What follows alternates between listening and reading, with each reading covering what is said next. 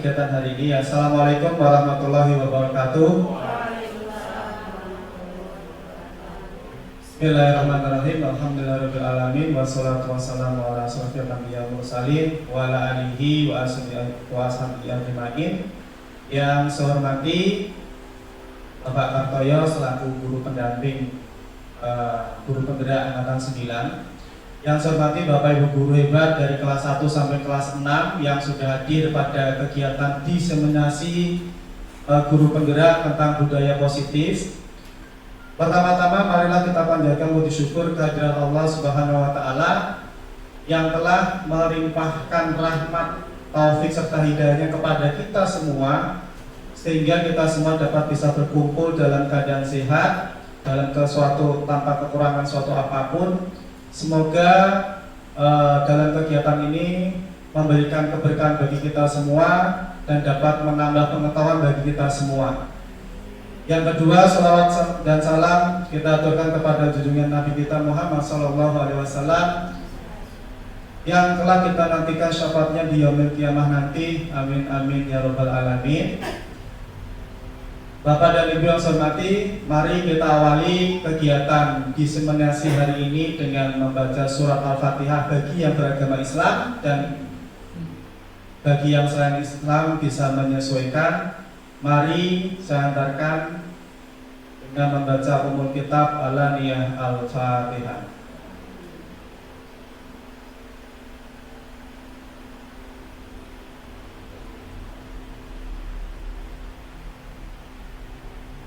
Terima kasih atas doanya.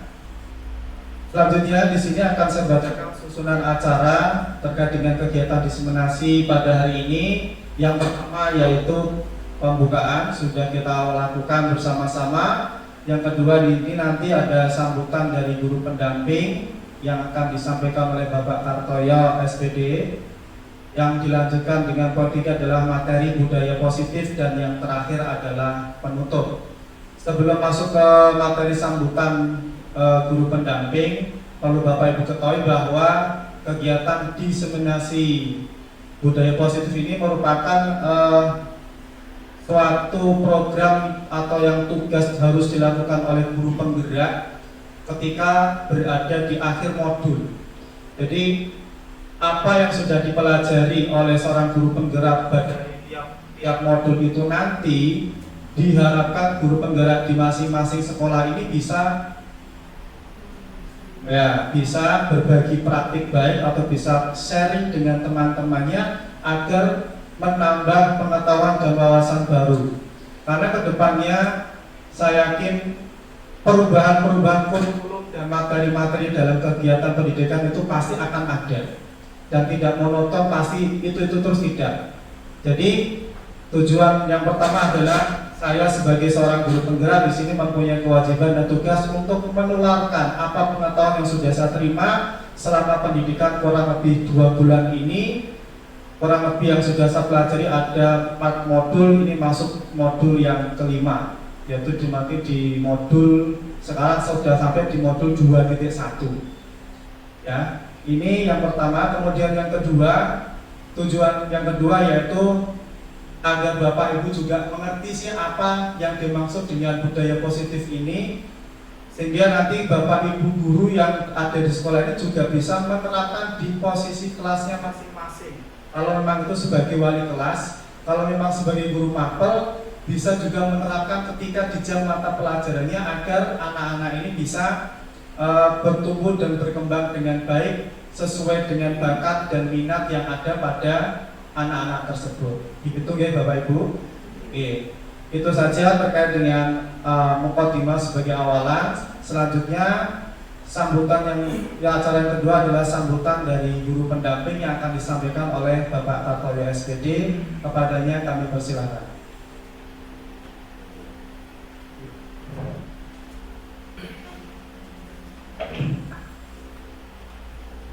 Bismillahirrahmanirrahim.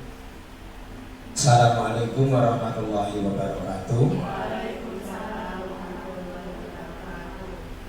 Alhamdulillah sekalian dan kesempatan ini bisa hadir atas undangan dari Bapak Alam untuk melakukan atau mengikuti diseminasi dan kesempatan siang hari ini.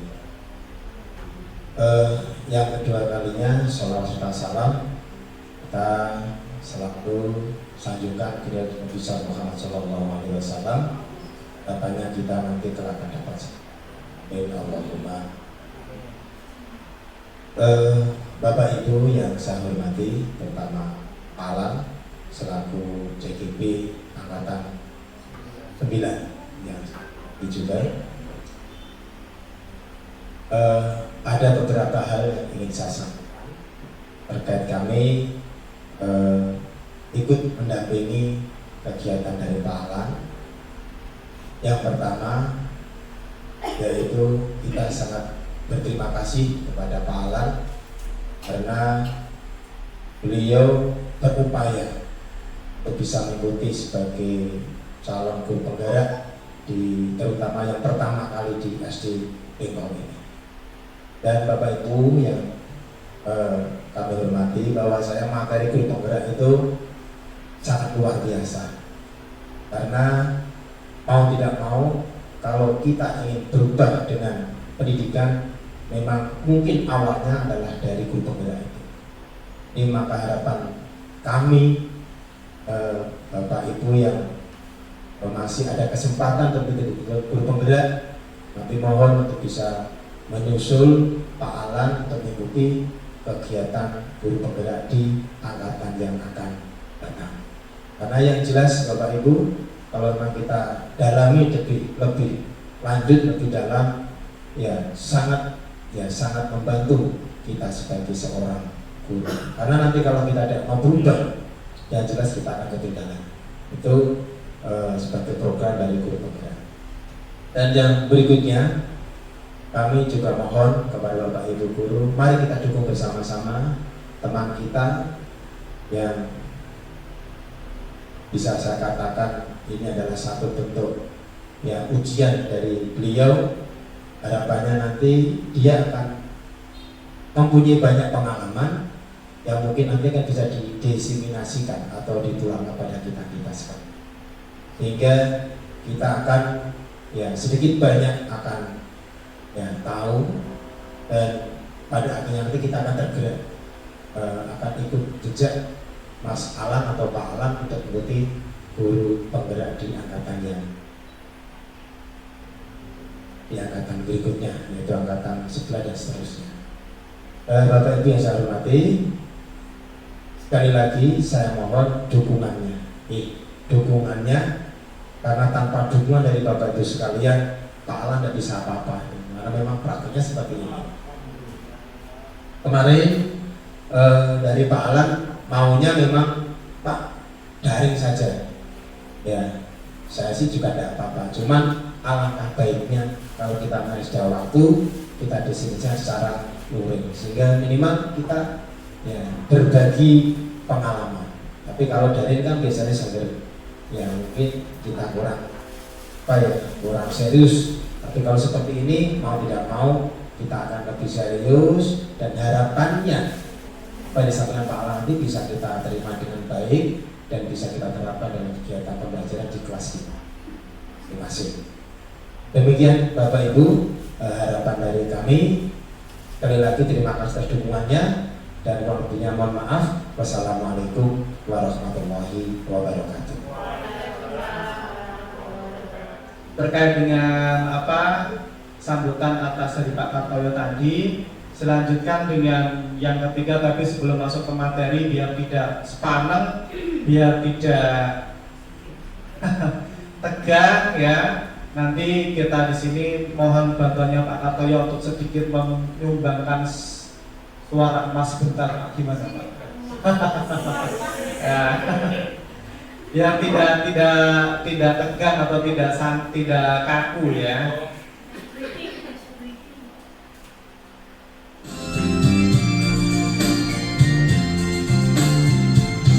Terlambat sudah kau datang padaku, setelah ku dapatkan pegang. Ini hati tertutup Untukmu sudah penderitaanku. Kau tinggalkan diriku tanpa pesan apapun padaku. Kala itu aku sedang tumbuh.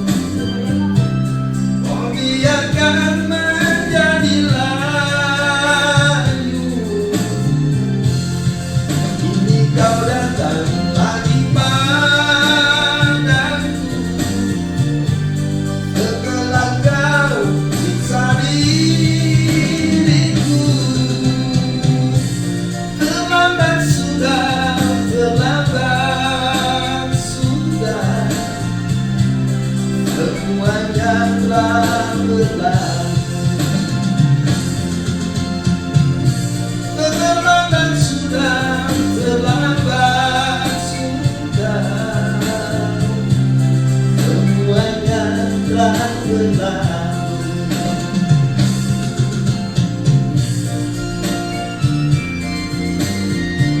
Terima kasih. Tepuk tangan yang meriah Bapak atas suara khasnya. Sesuai dengan judulnya, ada yang namanya disiplin positif. Apa Bapak Ibu di sini sudah mengerti apa yang dimaksud dengan disiplin positif? Belum, ya. Baik, di sini yang dimaksud dengan disiplin positif atau budaya positif di sekolah yaitu nilai-nilai dan kebiasaan di sekolah yang berpihak pada peserta didik agar mereka dapat berkembang menjadi pribadi yang kritis, penuh hormat dan tanggung jawab. Jadi kodrat alam yang ada pada diri anak-anak ini sebetulnya sudah ada sejak kecil. Hanya kita sebagai guru ini tugasnya bukan apa yang membuat, tetapi menumbuhkan, mempertebal perilaku atau sikap-sikap yang sudah dimiliki anak-anak itu agar menjadi yang positif. Nah, kemudian apa kaitannya disiplin dengan budaya positif tadi? Sebetulnya kata disiplin ini yang lumrah kita pahami itu apa? Ini Bapak Ibu. Biasanya kata disiplin ini dihubungkan dengan ketidaknyamanan atau sebuah peraturan, ya, sehingga seseorang ini melakukan sesuatu itu dengan terpaksa tanpa ada kesadaran dari dalam diri. Jadi yang sebetulnya kalau kita kupas dengan makna disiplin, arti kata disiplin kalau dari bahasa Latin ini adalah yang betul adalah belajar. Bukan aturan, bukan ketaatan terhadap tata tertib, itu bukan. Jadi kalau kita kemarin materi yang saya terima ini adalah sebetulnya kata disiplin ini berasal dari bahasa Latin yang namanya disiplina, yang artinya belajar. Nah, diharapkan dari budaya positif melalui disiplin positif ini, maka disiplin di sini adalah dimaksud adalah kemampuan pemerintah diri sendiri dalam mengontrol dan menguasai diri untuk memilih tindakan yang mengacu pada nilai-nilai yang kita hargai dengan penuh tanggung jawab tanpa terperintah orang lain. Jadi baik ini biasanya anak-anak itu kan kalau di kelas itu kan kalau mau belajar harus kita kentongi dulu, harus kita motivasi dulu. Kalau memang kalau memang istilahnya tidak sedang menurun kemauan belajarnya.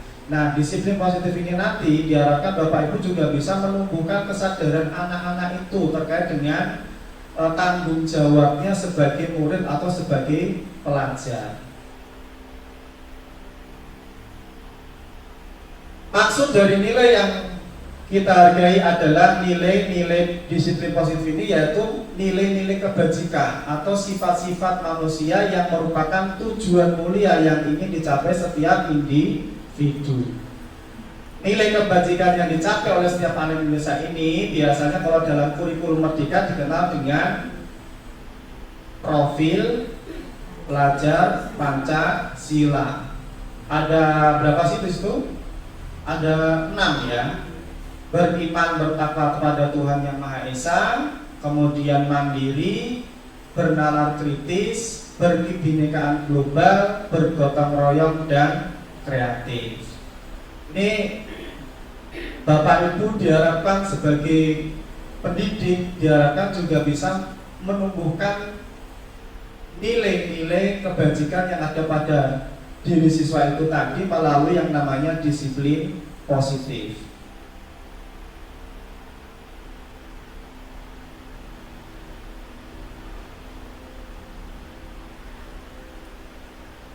Nah, ada teori motivasi. Ini teori motivasi perilaku manusia yang biasanya dilakukan oleh anak-anak di dalam kelas itu ada yang berasal dari eksternal dan ada yang dari internal. Kalau anak-anak melakukan sesuatu secara eksternal itu biasanya ada yang pertama seperti untuk menghindari ketidaknyamanan atau hukuman. Maka biasanya di kelas itu kan ada anak-anak kalau karena takut hukuman dia itu pasti melaksanakannya tetapi dengan keadaan terpaksa. Nah, teori ini munculnya bukan dari dalam diri anak itu tersendiri, tapi dia itu muncul mengikuti karena dari faktor eksternalnya, dari luarnya. Kemudian yang kedua, ada untuk mendapatkan imbalan dari orang lain atau institusi atau diimingi sesuatu. Nah, ini anak-anak memang biasanya sih memang seperti itu yang lumrah, tapi ini adalah sebuah motivasi perilaku manusia yang berasal dari orang lain, bukan dari kesadaran dari anak itu sendiri. Maka yang baik dari tujuan disiplin positif ini adalah yang muncul dari internal anak itu sendiri. Meskipun tidak ada hukuman, meskipun tidak ada imbalan, anak-anak itu mau melakukan dengan kesadaran dirinya untuk mengikuti sebuah kegiatan dalam sekolah, baik secara di kelas ataupun di luar kelas. Maka Bapak Ibu di sini diharapkan memang menumbuhkan yang namanya kesadaran anak melalui budaya positif dan disiplin positif. Nah, berikut contoh-contohnya. Saya yakin di sini Bapak Ibu juga sudah melaksanakannya. Kalau saya lihat di hampir setiap kelas itu budaya positif Bapak Ibu sudah ditanamkan dengan baik, sudah terlaksana dengan baik. Salah satunya di sini yang sudah saya terapkan juga sama dengan Bapak Ibu, setiap pagi itu melakukan yang namanya pembiasaan. Ada yang namanya pembiasaan sikap disiplin atau tertib. Di sini salah satunya dengan kegiatan berbaris di sebelum masuk kelas. Kemudian ada salim atau membudayakan salaman. Kalau dulu waktu COVID kan memang tidak boleh, karena ini sudah nuansanya tidak COVID lagi. Nah, ini mungkin Bapak Ibu guru juga bisa bersalaman dengan siswanya. Syukur kalau dulu kan kayak Pak Heri juga pernah punya wacana untuk piket itu piket penyambutan anak-anak itu. Mungkin dari sini kalau mau diaktifkan ya monggo, kita harus lebih baik kan seperti itu. Kemudian ada sebagai melatih untuk kepemimpinan anak di sini, yang setiap anak ini bersalaman dengan pemimpinnya, tidak harus guru tok. Jadi di sini anak juga belajar menghargai siapa yang memimpin dan siapa yang dipimpin. Maka anak setiap berbaris itu saya minta semuanya paling tidak harus bersalaman dengan pemimpinnya. Arep bocah cilik sing dipimpin bocah gede ya tetap sebagai bentuk apa? Penghormatan anggota kepada seorang pemimpinnya, seperti itu. Kemudian ada salah satunya ini yaitu kegiatan pemanfaatan mungkin berdiskusi untuk kelas tinggi. Mungkin kalau kelas rendah sih banyak kegiatan berkelompok ya, seperti kelas 1, kelas 2, kelas 3 itu berkelompok bisa. Kemudian ada gotong royong, upacara dan sebagainya. Saya yakin Bapak Ibu sudah melaksanakan dengan baik kegiatan ini, sehingga setiap pagi anak-anak itu sudah terbiasa, sudah ngerti apa yang harus dilakukan tanpa dikentongi. Seperti itu. Nah,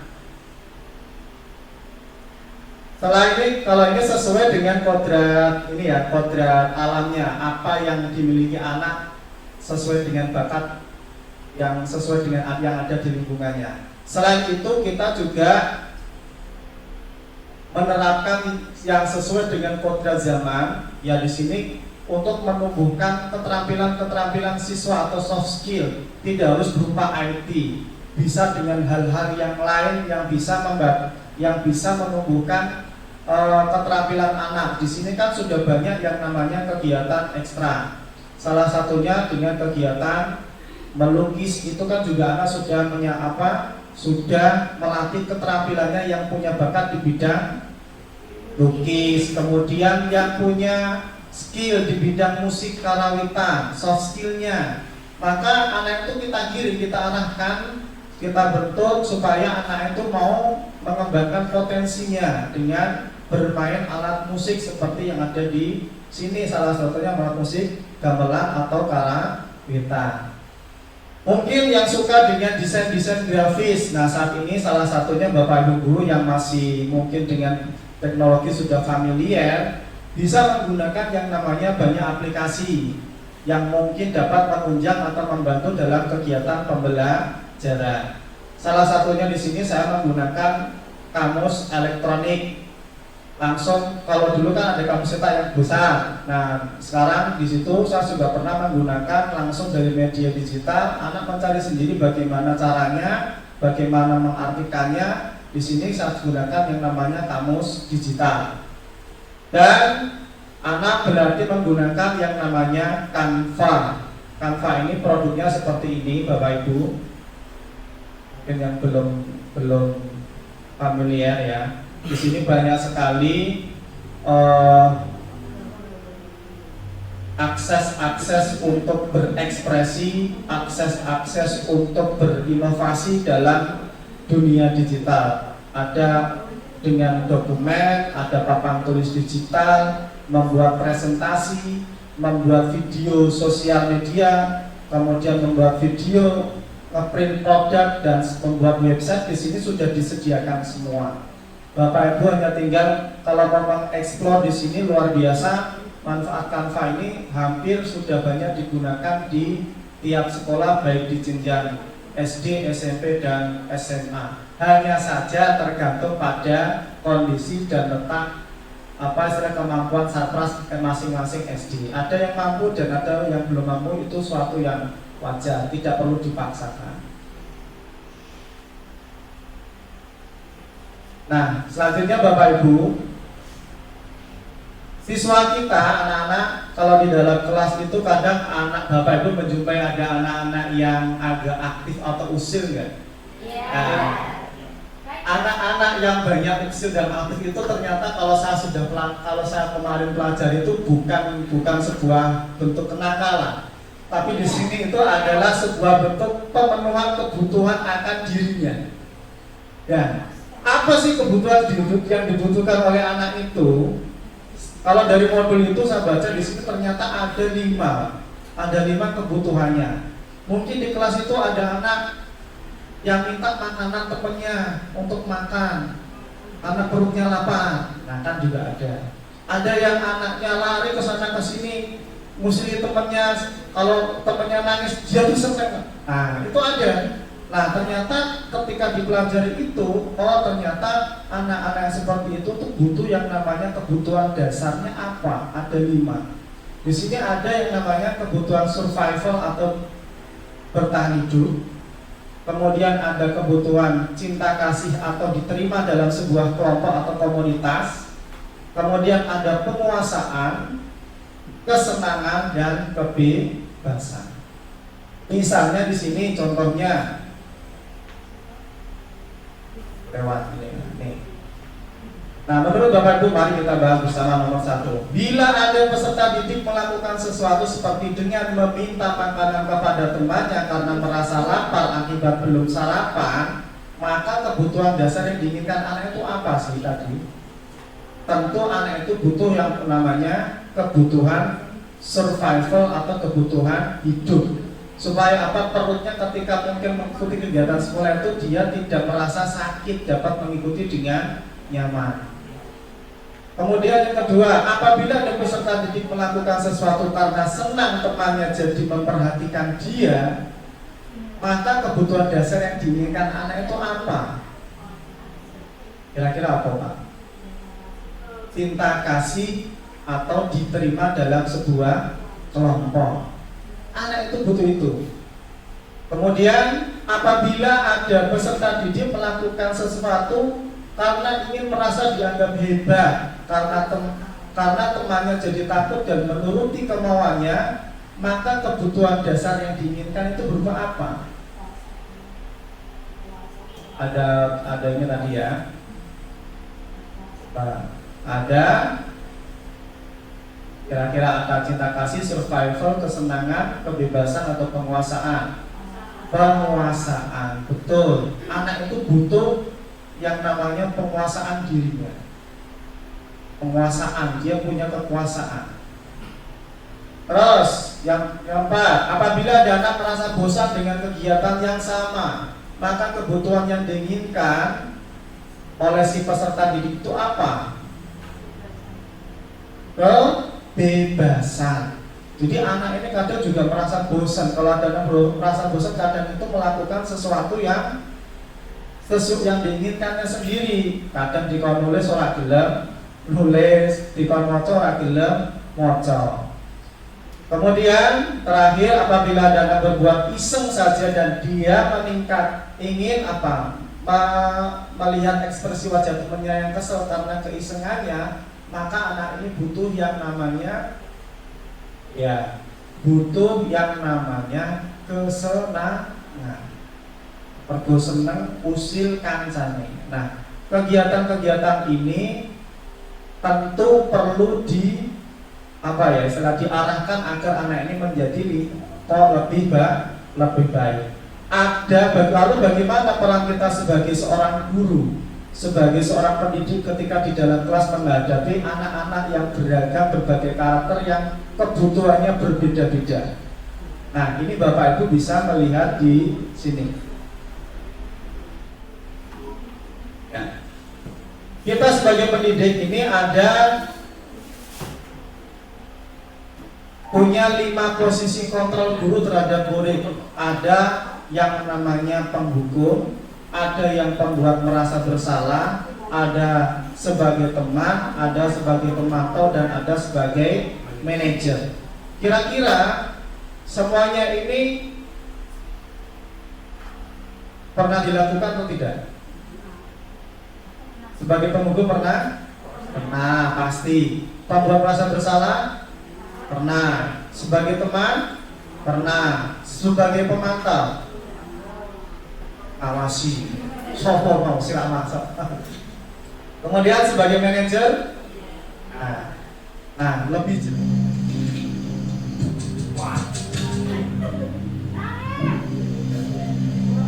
Naren.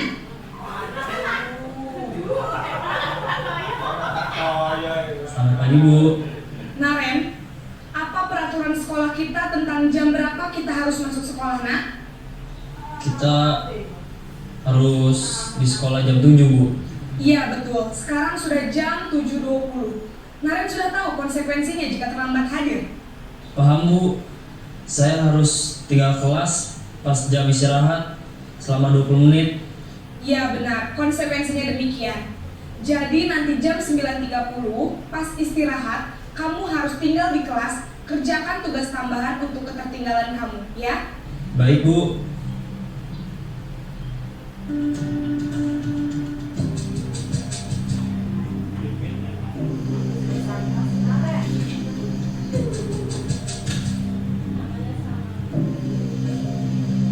Naren!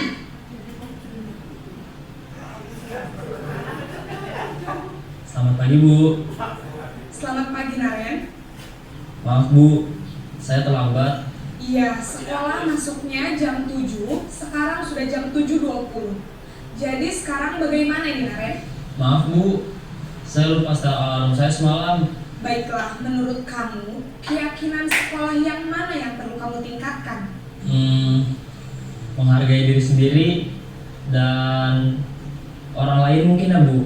Setuju. Jadi, apakah Naren meyakini prinsip saling menghormati tersebut? Iya Bu, saya meyakininya. Apakah Naren bersedia memperbaiki masalah keterlambatan ini? Bersedia Bu. Bagaimana kamu akan memperbaiki masalah keterlambatan ini? Saya akan coba untuk tidak lupa menyetel alarm saya Bu. Baik, kalau Naren lupa menyetel alarm di rumah, ada orang yang kira-kira bisa bantu mengingatkan tidak? Ada Bu, kakak saya, Kak Emma. Ada lagi selain Kak Emma? Selain Kak Emma, ada ibu saya. Baik, jadi yang mengingatkan Naren adalah Kak Emma dan ibu kamu ya? Kira-kira akan mulai setel alarm kapan nih Naren? Setelah pulang sekolah, akan segera saya lakukan. Baik, jadi Naren akan setel alarm untuk bangun besok pagi dan akan diingatkan oleh kakak dan ibunda Naren ya. Ada lagi yang mungkin perlu dilakukan Naren agar tidak terlambat bangun lagi? Tidak ada Bu. Baik Naren, terima kasih untuk kerjasama kamu. Sekarang kamu perlu kembali ke kelas untuk belajar. Baik Bu, terima kasih. Ya, Bapak Ibu sudah melihat perbedaan antara satu dengan lainnya ya. Ada posisi kelebihan dan kekurangannya. Bapak Ibu bisa melihat di sini. Kalau sebagai penghukum,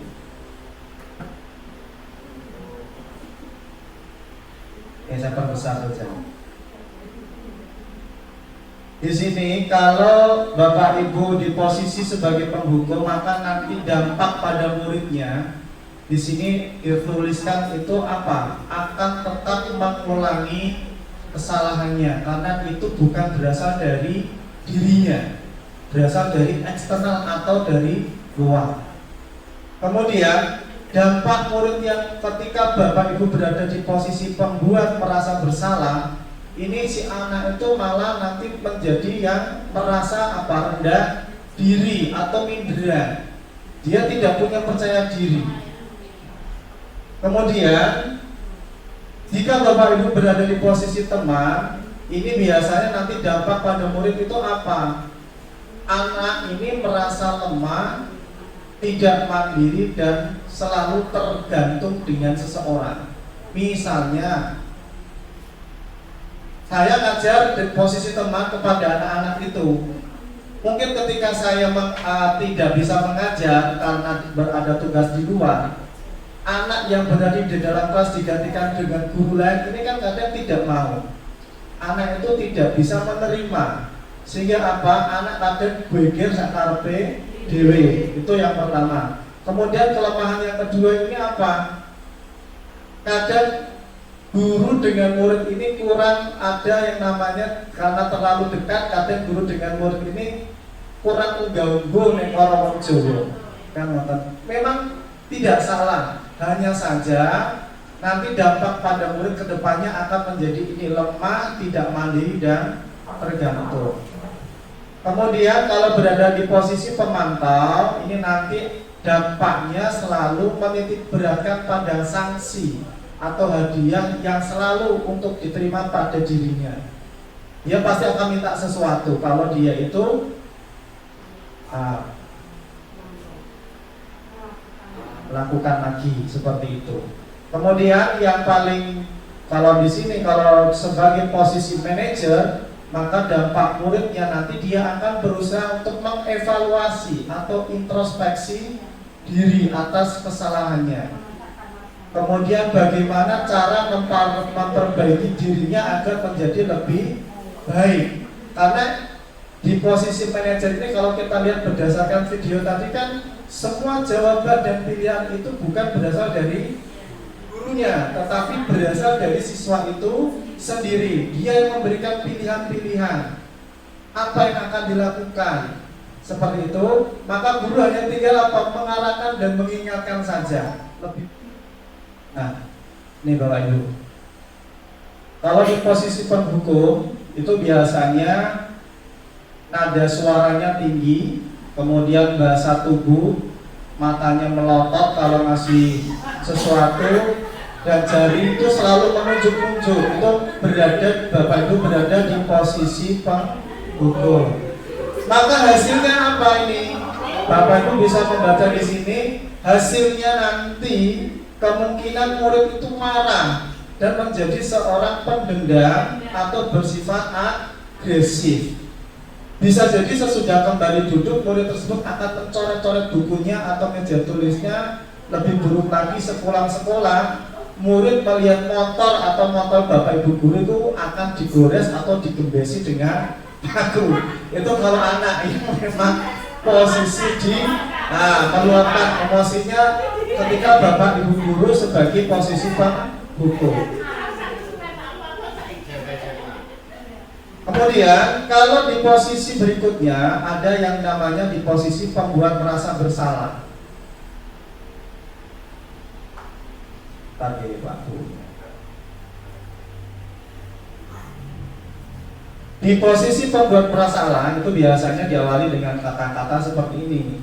Ibu sangat kecewa sekali dengan kamu. Berapa kali Bapak harus memberitahu kamu ya? Gimana coba kalau orang tua kamu tahu kalau kamu berbuat begini? Nah, pembuat merasa bersalah ini biasanya menggunakan nada suara melas, halus, sedih, kemudian bahasa tubuh merapat pada anak atau lesu. Hasilnya apa? Monggo Bapak Ibu bisa dibaca. Tidak kelihatan? Oh, tidak kelihatan loh. Tak perbesar ini. Kelihatan? Ini benar. Murid akan merasa selalu salah, selalu bersalah. Bersalah telah mengecewakan ibu atau bapak gurunya. Murid akan merasa menjadi orang yang gagal dan tidak sanggup membahagiakan orang lain. Kadangkala sikap seperti ini lebih berbahaya dari sikap penghukum, karena emosi akan tertanam rapat di dalam murid. Menahan perasaan bodoh tidak seperti murid dalam dengan guru penghukum, di mana murid bisa menumpahkan amarahnya walaupun dengan cara yang negatif. Justru di posisi ini murid menjadi lebih tertekan. Seperti inilah yang tiba-tiba meletus amarahnya dan bisa menyakiti diri sendiri atau orang lain. Ini jika berada di posisi apa tadi? Membuat merasa bersalah. Selanjutnya, jika di posisi teman, ini pasti ada kata-kata, ayo bantulah demi Bapak ya. Ayo ingat, tidak, bantuan Bapak selama ini tidak ada yang salah. Hanya saja kita nanti ke depan ini dampaknya ke anak, begitu Bapak Ibu. Nah, kemudian kalau di posisi sebagai teman, nada suaranya ramah, akrab, bercanda, bahasa tubuh merapat pada murid, mata dan senyum jenaka. Hasilnya berupa apa?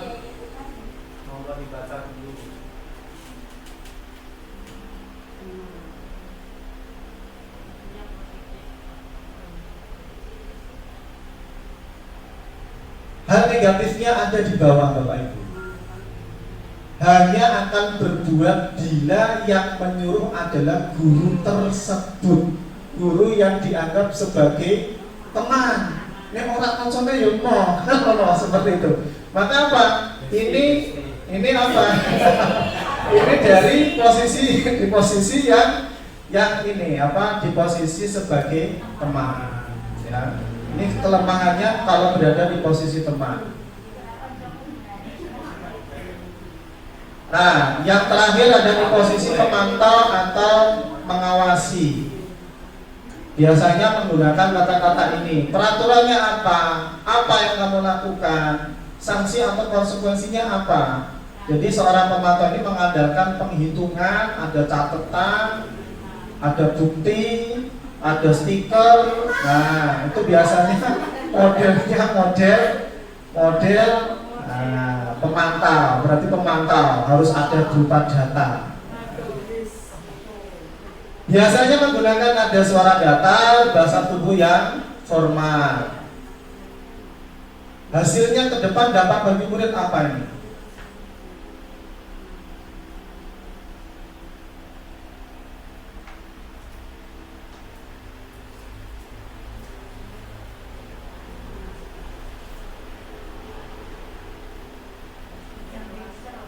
Nah, jadi kelemahannya dari posisi ini yaitu apa?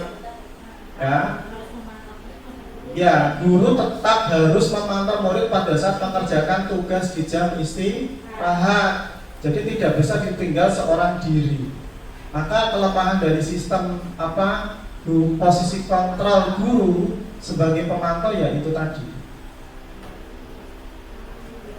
Yang terakhir di posisi manajer ini, menurut pemahaman pengetahuan yang saya terima dari modul ini, yaitu yang mungkin agak mendekati baik.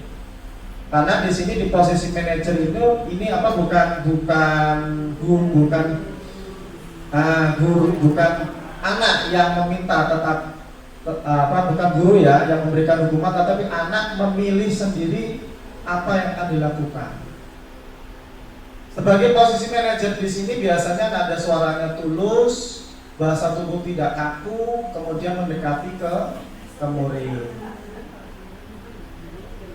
Dampaknya apa? Pada posisi manajer, ya,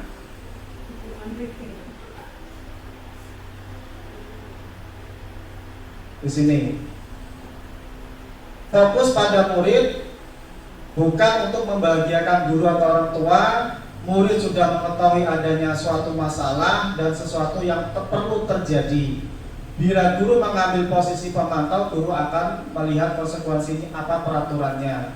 Namun pada posisi manajer, guru akan mengembalikan tanggung jawab pada murid untuk mencari jalan keluar permasalahannya sendiri. Tentu masih tetap dibimbing dengan guru. Jadi istilahnya apa? Anak sendiri yang memilih solusinya dari akibat perbuatan yang telah dilakukannya. Jadi kalau anak itu biasanya timbul dari dalam dirinya, itu anak tidak akan punya rasa-rasa dendam sama gurunya, ataupun punya rasa marah dengan gurunya, ataupun sering kalau gurunya itu tidak.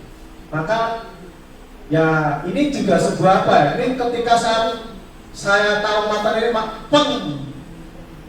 ternyata selama ini juga saya ya pernah melakukan juga kan gitu. Maka ini juga sebagai bahan introspeksi saya, berarti saya harus merubah pola penanganan anak-anak yang bermasalah ini bagaimana. Jadi ada 5 posisi, yaitu sebagai 5 posisi. Ada yang pertama tadi penghukum, pemantau, teman, kemudian manajer ya. Itu yang ada di sebagai posisi kontrol. Bapak Ibu guru hebat yang saya hormati, mungkin sampai di sini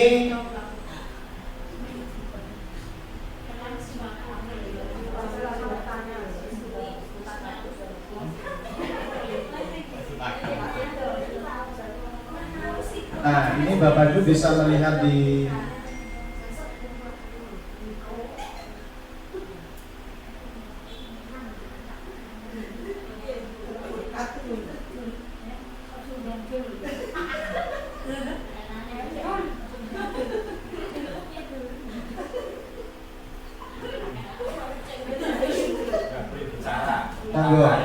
sambil sari diminum dulu, tidak apa-apa Bapak Ibu. Jadi manajer takut ya apa? Monggo bisa sambil minum istirahat dulu sebentar.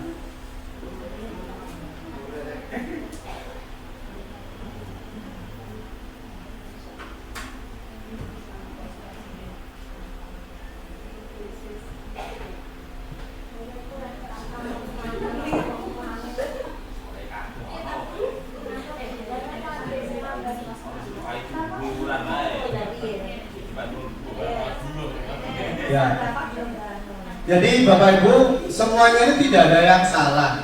Posisi-posisi tadi itu tidak ada yang salah Bapak Ibu. Hanya saja ini nanti kita perlu berpikir jangka panjang atau dampak untuk si anak tadi. Saya pun pernah melakukan semuanya pun pernah sama sebelum tahu materi ini kan gitu. Oh ternyata dampaknya nanti begini. Kalau begitu kan saya juga harus merubah strategi apa yang harus saya lakukan seperti itu. Biar nanti sampai kapanpun anak itu dengan gurunya itu tidak ada rasa bodoh, tidak ada rasa kecewa ataupun benci dengan bapak ibu guru yang ada ketika mengajar anak tersebut. Nah, selanjutnya bapak ibu terakhir di sini materi tentang ada yang namanya setelah tadi posisi kontrol, kan tadi ada anak memberikan pilihan-pilihan jawaban terhadap akibat pelanggarannya. Nah, akibat pelanggaran itu tadi di materi berikut ini ada yang namanya dengan segitiga restitusi. Apa itu segitiga restitusi? Segitiga restitusi ini yaitu proses menciptakan kondisi bagi murid untuk memperbaiki kesalahan mereka sehingga mereka bisa kembali pada kelompok mereka dengan karakter yang lebih kuat. Melalui restitusi, guru dapat pertama membantu murid menjadi lebih memiliki tujuan disiplin positif, arahnya lebih baik, serta memulihkan dirinya setelah berbuat salah. Yang kedua, membantu murid untuk jujur pada dirinya sendiri dan mengevaluasi, mencari solusi dampak dari kesalahan yang sudah dilakukan. Yang ketiga, yaitu memberikan penawaran, bukan paksaan. Jadi di segitiga restitusi ini anak sendiri yang memilih solusinya, bukan dari guru. Kalau anak itu mungkin dia kesulitan mencari sebuah solusi, ya guru boleh memberikan pilihan kepada anak agar anak itu nanti memilih mana yang kira-kira mampu untuk dilakukan.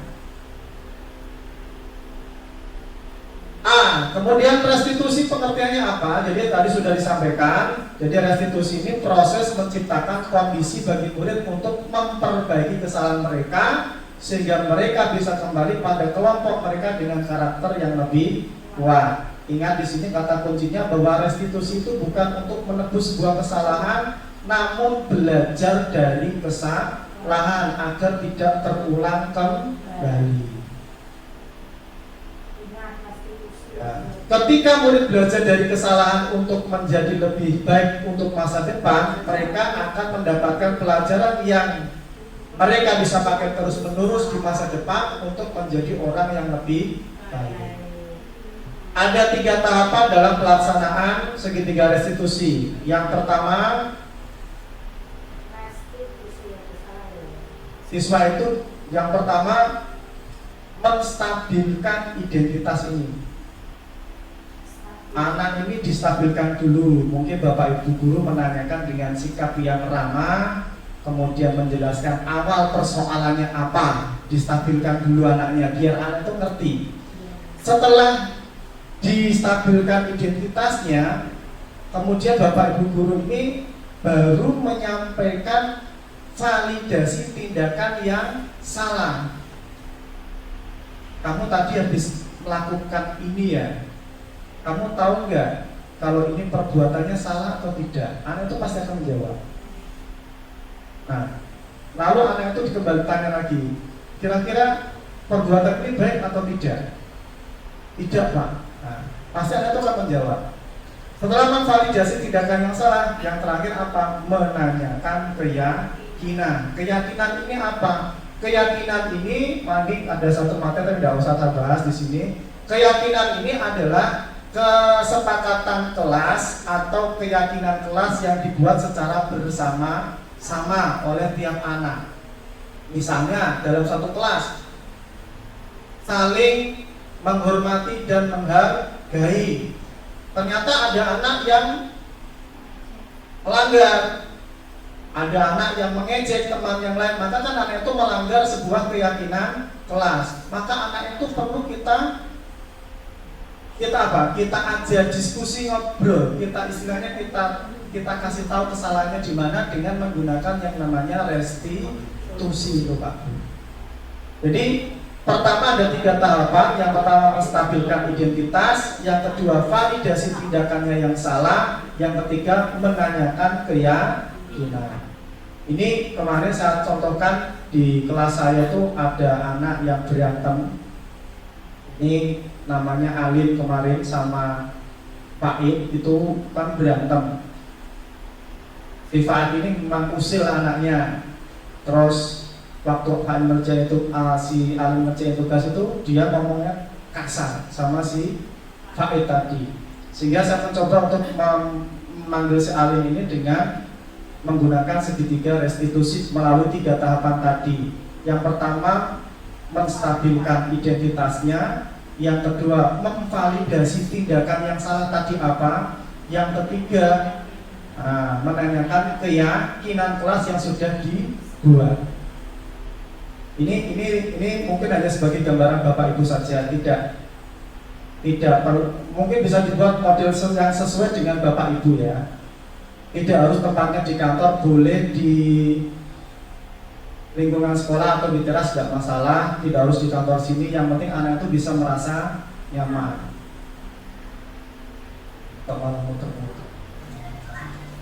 Kamu mengingat baik kesepakatan kelas dan keyakinan kelas kita. Sampai dari awal dulu. Tidak ada 5 menit selesai ini Pak itu.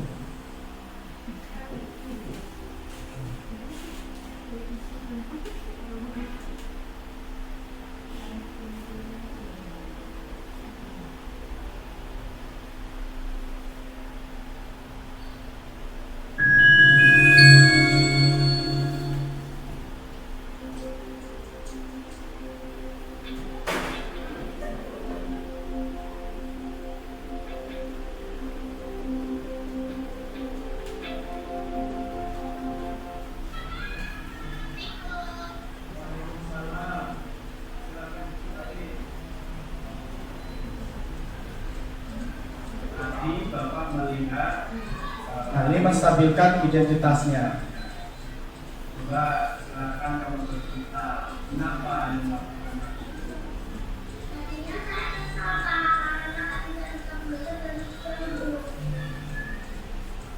Terus apakah dengan mengeluarkan kata-kata kotor itu solusinya? Baik.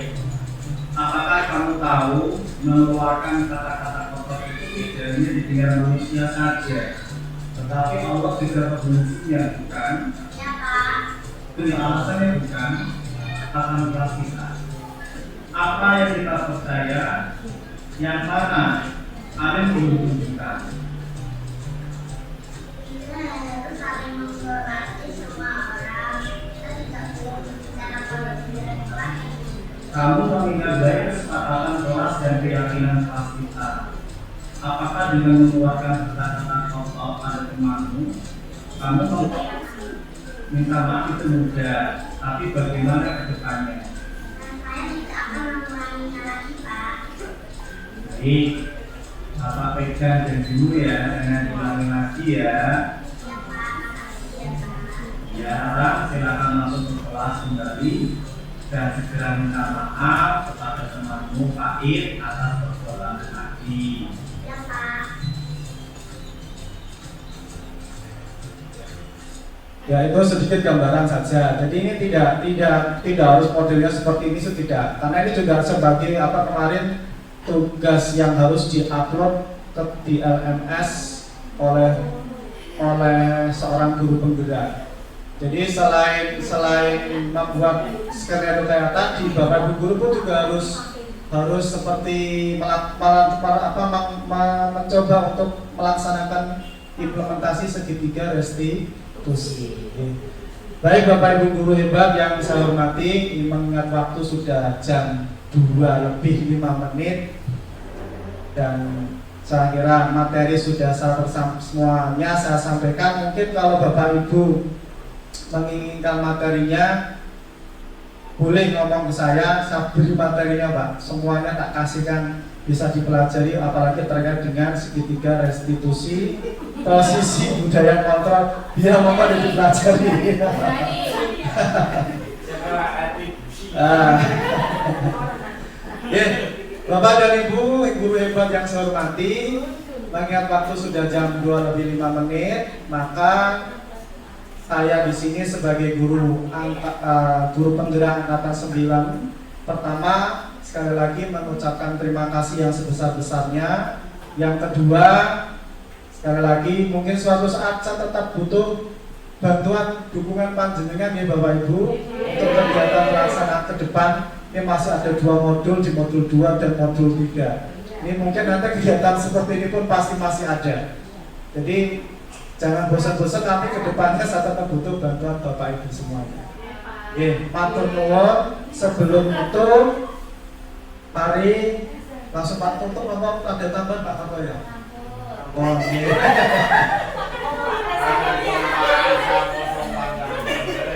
Ya, terima kasih. Mari kita akhiri kegiatan diseminasi hari ini dengan membaca hamdalah bersama. Bagi yang beragama Islam, bagi yang selain Muslim, menyesuaikan dengan agama dan kepercayaannya masing-masing. Mari saya antarkan bagi yang beragama Islam. Alhamdulillahirabbil alamin. Terima kasih. Wassalamualaikum warahmatullahi wabarakatuh. Mungkin ya, terima kasih Bapak Ibu semuanya. Sedikit materi ya, mungkin itu yang bisa saya bagikan ke Bapak Ibu. Semoga nanti ke depan Bapak Ibu guru mencoba hal yang baru. Mencoba hal yang baru mau di posisi yang mana, Bapak Ibu tinggal menyesuaikan. Yang penting anak-anak itu senang ketika dalam kondisi kegiatan pembelajaran. Sehingga Bapak Ibu guru ini ada hubungan yang positif, ada hubungan yang baik antara guru dan murid. Begitu Bapak Ibu. Matur nuwun, tapi sebelumnya kalau boleh kata tentang foto bersama bisa sebentar.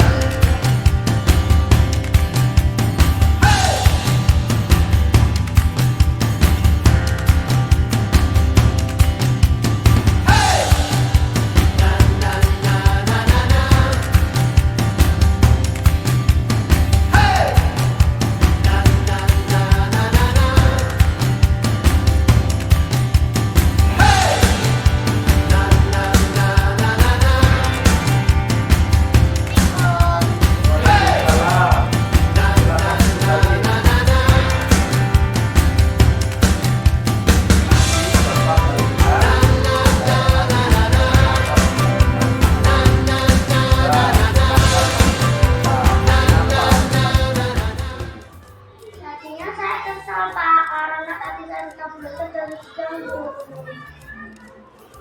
Terus, apakah dengan mengeluarkan kata-kata kotor itu solusinya? Tidak Pak, itu saya tetap belajar karena sudah. Baik. Apakah kamu tahu mengeluarkan kata-kata kotor itu tidak hanya didengar manusia saja, tetapi Allah juga membencinya, bukan? Ya Pak. Baik. Bapak tidak ingin mengungkit kesalahanmu. Kamu sudah tahu kalau kamu salah, bukan? Sekarang Bapak ingin mencari penyelesaian bersama-sama.